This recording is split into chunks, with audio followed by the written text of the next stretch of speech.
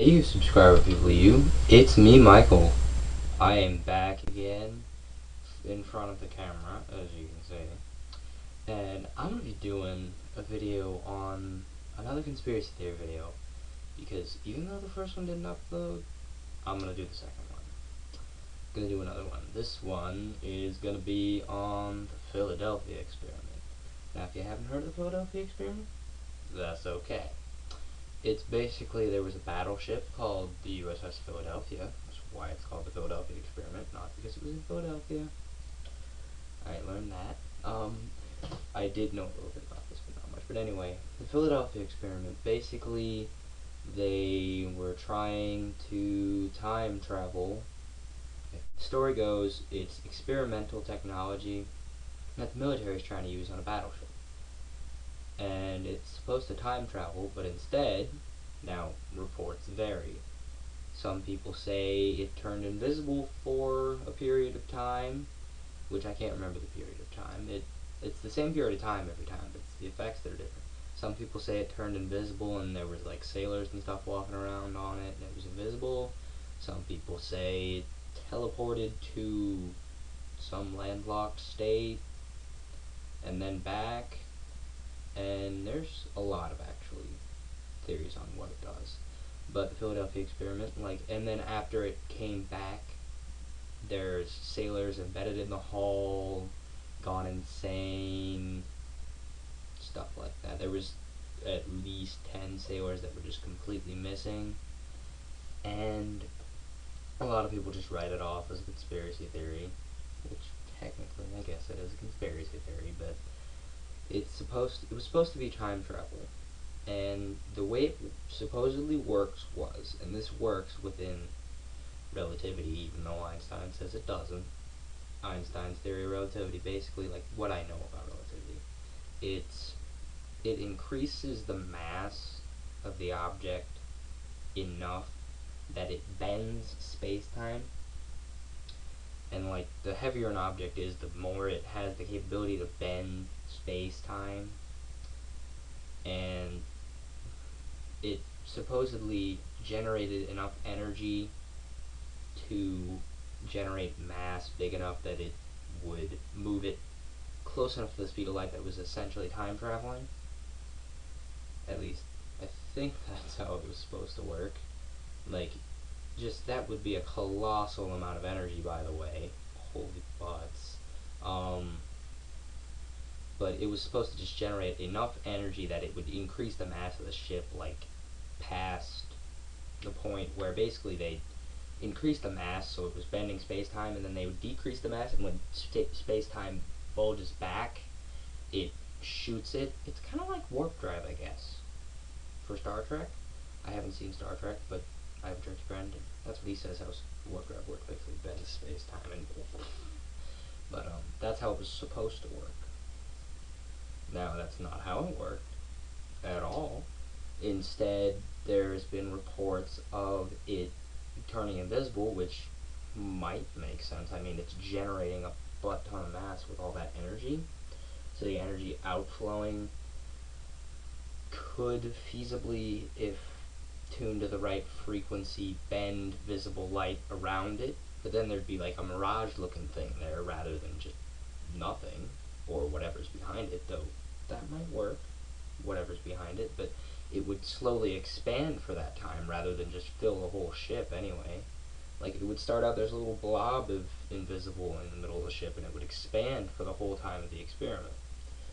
Now, that amount of time is very significant when they reference it in Warehouse 13, where it's an artifact, there's a stopwatch instrument thingy, and time pauses for that specific amount of time, but blah, blah, blah, blah, blah. Anyway, the Philadelphia experiment, where was I?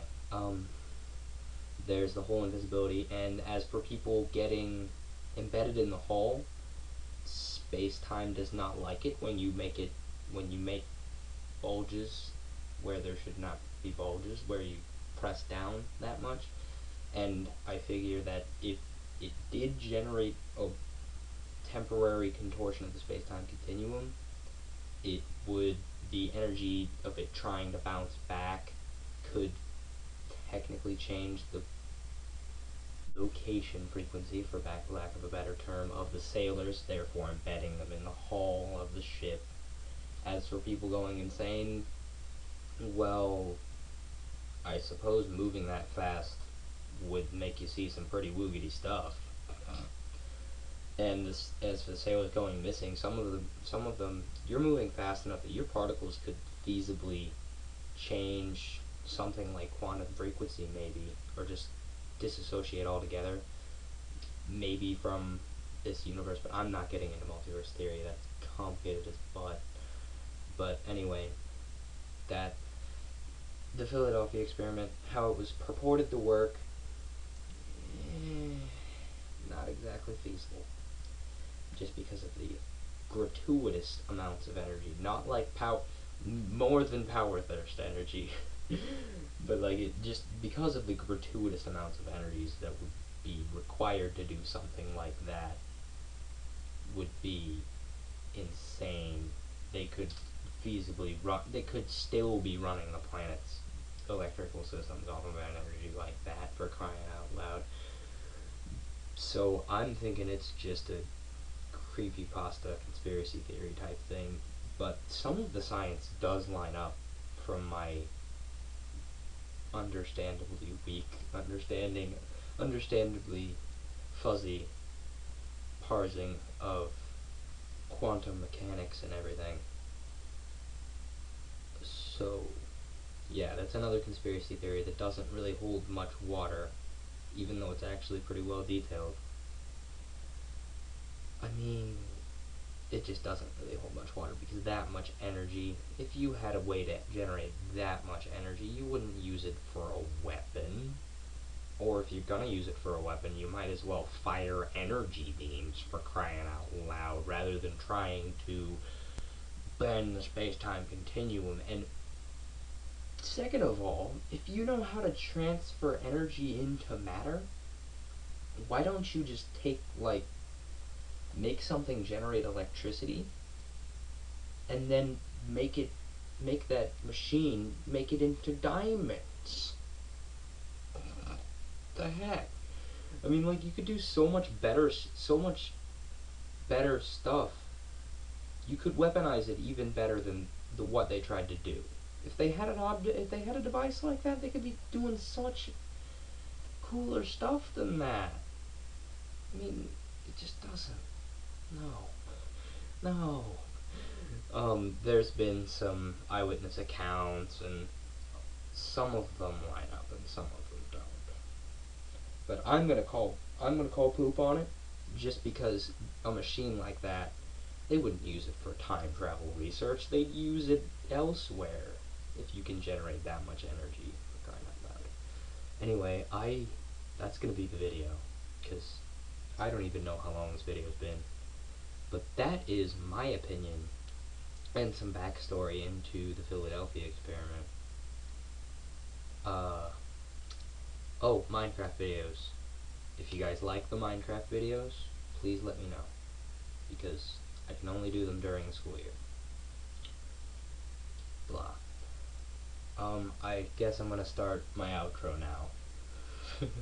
And if you've seen the channel before, you know my outro takes like 5 minutes. Anyway, there's a like button down below. Where is the bottom of the frame? Where's the bottom of the frame? I don't know where the bottom of the frame is, so I'm just gonna point. Down below, there's a like button. As usual, optional. You don't have to push it unless you like the video. I only really bring it up because I forget to press the like button on videos I do like. So, if you like the video, there's a like button down there. There's also the add to favorites function. I honestly don't understand the add to favorites at all. But if you really like the video, there's an add to favorites. If you're new to the channel, first of all, comment and say what you like, because I want to know what you guys like. And second of all, if you want to see more of what I do, subscribe, please. The subscribers really do it for me. I basically started doing this just so I could have fun with it, and I want to do stuff that people like to see. Uh, yeah. If you guys want to see me sing, uh, please let me know, because I have a couple songs I could sing. Anyway, that's gonna be the outro. My name is Michael. This is my room. Lol. It's not where that. I don't know where I was going with that. This is my channel. My name is Michael. You are the subscriber people, and you have a nice day. That's the video.